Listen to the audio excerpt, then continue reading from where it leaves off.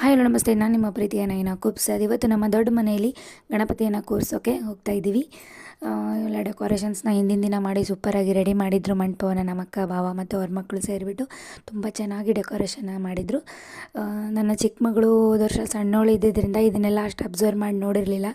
ಆದರೆ ಇವಾಗ ದೊಡ್ಡವಳಾಗಿದ್ದಾಳಲ್ಲ, ಅದು ಏನು ಇದು ಏನು ಅಂತೆಲ್ಲ ಮುಟ್ಟಿ ಗಿಡಗಳನ್ನು ಅಲ್ಲಿರ್ತಕ್ಕಂಥ ಆ್ಯನಿಮಲ್ಸ್ನ ಎಲ್ಲ ನೋಡ್ತಾ ಇದ್ಲು. ಅವಳಿಗೆ ತುಂಬ ಇಷ್ಟ ಆಯಿತು ಇದೆಲ್ಲದನ್ನು ನೋಡಿ. ಯಾಕಂದರೆ ಕಲರ್ಫುಲ್ಲಾಗಿ ಕಾಣ್ತಾ ಇತ್ತಲ್ಲ, ಹಾಗಾಗಿ ಅದನ್ನೆಲ್ಲ ನೋಡಿ ತುಂಬಾ ಖುಷಿಪಟ್ಲು.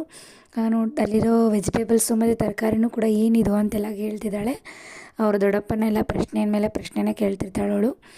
ಆ್ಯಂಡ್ ಆಟೋನ ತರಿಸ್ಬಿಟ್ಟು ಗಣಪತಿನ ತರಲಿಕ್ಕೆ ಹೋದ್ವಿ. ಒಂದು 10:30 11 ಆಗಿತ್ತು ನಾವು ತರಕ್ಕೆ ಹೋದಾಗ. ತುಂಬ ಮಳೆ ಕೂಡ ಆಗಿತ್ತು. ನಾವೆಲ್ಲಿ ಮಳೆ ಬರುತ್ತೋ ಅಂತ ಹೆದರ್ಕೊತ ಹೋದ್ವಿ, ಆದರೆ ಮಳೆ ಬರಲಿಲ್ಲ. ಮಾರ್ಕೆಟಲ್ಲಿ ನಾವು ಗಣೇಶನ್ನ ಆರ್ಡ್ರ್ ಮಾಡಿದ್ವಿ. ಅಂದರೆ ಇವಾಗಲೆಲ್ಲ ಓಣಿಯಲ್ಲಿ ಒಂದು ಅಂಗಡಿನ ಶಾಪ್ ಮಾಡ್ಕೊಂಬಿಟ್ಟು ಮಾರ್ತಾರೆ. ಆದರೆ ನಾವು ಮಾರ್ಕೆಟಲ್ಲಿ ದೇವಸ್ಥಾನದಲ್ಲಿ ಹೇಳಿದ್ವಿ. ಹಾಗಾಗಿ ದೇವಸ್ಥಾನಕ್ಕೆ ಎಲ್ಲರೂ ಆಟೋ ಇಳಿದ್ಬಿಟ್ಟು ಎಂಟ್ರಿ ಕೊಡ್ತಿದ್ದಾರೆ. ಇವಳು ನಮ್ಮ ಅಕ್ಕನ ಮಗಳು ತನು.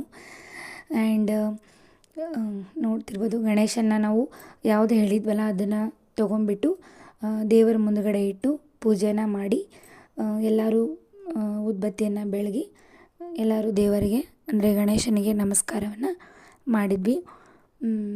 ಇವತ್ತು ನಮ್ಮ ಮನೆಗೆ ಕರ್ಕೊಂಡು ಹೋಗ್ತಿದ್ದೀವಿ ಅಂದರೆ ಅದು ನಮ್ಮ ಮನೆ ಮಗ ಇದ್ದ ಹಾಗೆ.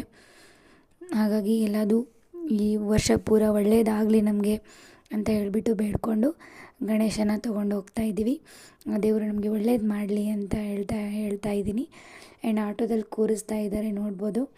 ಇನ್ನು ನೆಕ್ಸ್ಟ್ ನನ್ನ ಬ್ಲಾಗ್ನಲ್ಲಿ ಗಣೇಶನ ಯಾವ ರೀತಿ ಕೂರಿಸಿದ್ವಿ, ಮಂಗಳಾರತಿನ ಹೇಗೆಲ್ಲ ಮಾಡಿದ್ವಿ ಅನ್ನೋ ವಿಡಿಯೋನ ನಿಮ್ಮ ಜೊತೆ ಶೇರ್ ಮಾಡ್ಕೊಳ್ತೀನಿ. ಅಲ್ಲಿವರೆಗೂ ನೋಡ್ತಾ ಇರಿ ನೈನಾ ಯೂಟ್ಯೂಬ್ ಚಾನಲ್. ಶೇರ್ ಮಾಡಿ, ಸಬ್ಸ್ಕ್ರೈಬ್ ಮಾಡಿ ಅಂತ ಹೇಳ್ತಾ ಬಾಯ್ ಎವ್ರಿವನ್.